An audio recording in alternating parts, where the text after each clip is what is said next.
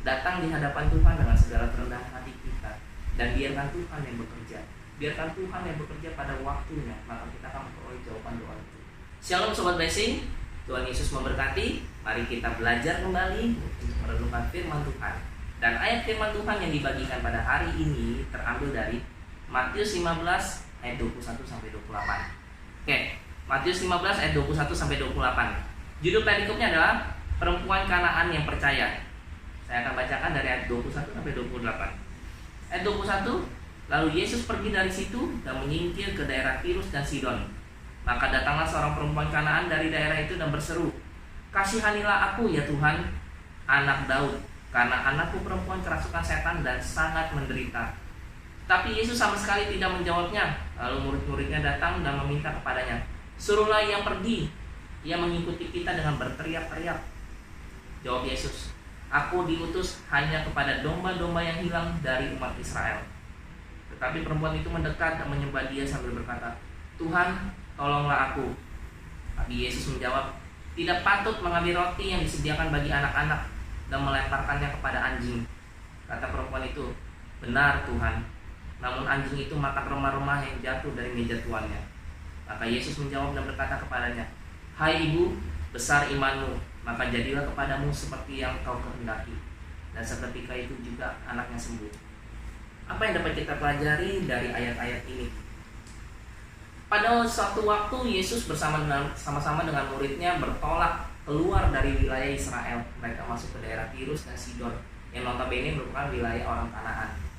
Karena kemasyhuran Tuhan Yesus, karena mujizat, hal-hal ajaib yang sering kali Tuhan Yesus adakan, sehingga itu tersiar di seluruh daerah. Dan tidak luput dari seorang perempuan Kanaan ketika dia mendengar Yesus dengan murid-muridnya datang ke daerah Tirus dan Sidon, dia segera bergegas mengejar Tuhan Yesus karena dia mengharapkan satu kesembuhan bagi anaknya. Dia lari, kemudian dia teriak kepada Tuhan, "Tuhan, kasihani aku. Lihat anakku kerasukan setan dan sangat menderita." Dia minta Tuhan untuk bisa menyembuhkan anaknya. Namun apa yang terjadi? Tuhan Yesus sama sekali tidak menggubris teriakan daripada perempuan tersebut. Perempuan itu terus mengikuti Tuhan Yesus bersama dengan rombongan murid-muridnya, terus berteriak dan berteriak sampai satu titik mungkin muridnya sudah tidak tahan lagi, sehingga dia meminta kepada Tuhan Yesus, "Tolong usir perempuan itu, karena dia terus mengikuti kita dengan berteriak-teriak." Mungkin dalam tanda kutip teriakan itu sangat mengganggu dan mungkin sangat berisik sekali, sehingga murid-murid sangat tidak nyaman dengan keberadaan perempuan tersebut. Tapi Tuhan Yesus sama sekali belum menjawab. Sampai satu titik Tuhan Yesus berkata kepada perempuan itu, bahwa "Saya datang hanya untuk umat pilihan, hanya kepada domba-domba Israel." Dan perempuan itu tahu benar posisi dia, bahwa dia adalah orang Kanaan, di mana dia bukan merupakan orang yang dipilih sebagai bangsa pilihan. Dia tahu persis posisi dia. Dia tahu persis bahwa dia orang yang hina mungkin di hadapan Tuhan, tetapi dia sedang berusaha menggerakkan hati Tuhan. Dia sedang berusaha mengharapkan satu mujizat, pengharapan yang baru, di mana anaknya bisa disembuhkan. Kemudian perempuan itu terus mengikuti dan sambil berkata, "Tuhan, tolonglah aku, tolonglah aku." Kemudian Yesus menjawab dia, mungkin kali ini sudah dengan kata-kata yang sedikit kasar. Pada waktu itu Tuhan Yesus katakan, "Tidak patut mengambil roti yang disediakan bagi anak-anak dan melemparkannya kepada anjing." Kita bisa bayangkan bahwa Tuhan Yesus pada waktu itu mengibaratkan perempuan Kanaan tersebut seperti seekor anjing. Dan anak-anak itu adalah bangsa Israel itu sendiri. Tidak baik bahwa berkat ini adalah bagian daripada bangsa Israel. Kenapa saya harus melemparkan? Kenapa kamu harus menerima berkat yang sama seperti yang diterima oleh bangsa Israel?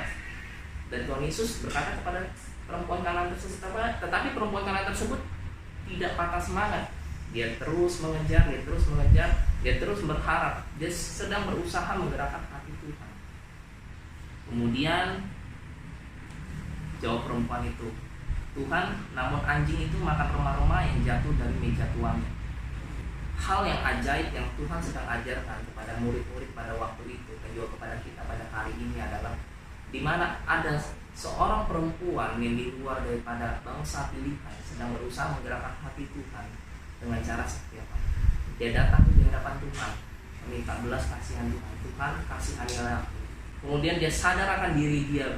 Dia tahu persis bahwa dia bukan orang yang layak. Apakah hari-hari ini kita datang ke hadapan Tuhan, kita tahu bahwa kita juga bukan orang yang layak. Kita hanya memperoleh kasih karunia Tuhan sehingga kita bisa berteriak kepada Dia untuk meminta tolong.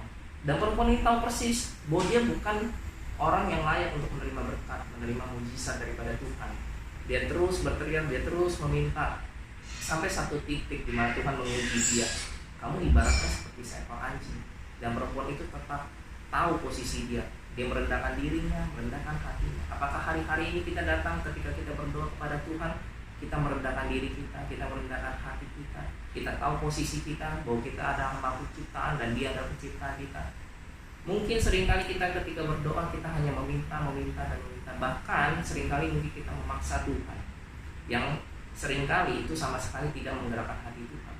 Tetapi perempuan ini datang dengan segala kerendahan hati sehingga dia bisa menggerakkan hati Tuhan. Di mana murid-muridnya pada waktu itu sama sekali tidak tahu apa tujuan Tuhan keluar dari bangsa Israel dan menuju ke daerah Tirus dan Sidon hanya untuk satu orang perempuan Kanaan ini. Tuhan mengajarkan banyak hal kepada kita pada hari ini. Datang di hadapan Tuhan dengan segala kerendahan hati kita dan biarkan Tuhan yang bekerja. Biarkan Tuhan yang bekerja pada waktunya, maka kita akan memperoleh jawaban doa itu. Biarkanlah setiap doa-doa kita menggerakkan hati Tuhan, di mana Tuhan bekerja dengan sebebas-bebasnya. Dan alhasil di ayat 28 dikatakan, hai ibu, besar imanmu, maka jadilah kepadamu seperti yang kau kehendaki. Dan seketika itu juga anaknya sembuh. Ketika doa kita berhasil menggerakkan hati Tuhan, apapun yang kita minta pada waktu itu pasti Tuhan kabulkan, pasti Tuhan akan beri. Karena ini sudah pada waktunya, kita sudah berhasil menggerakkan hati Tuhan. Terima kasih, Tuhan Yesus memberkati.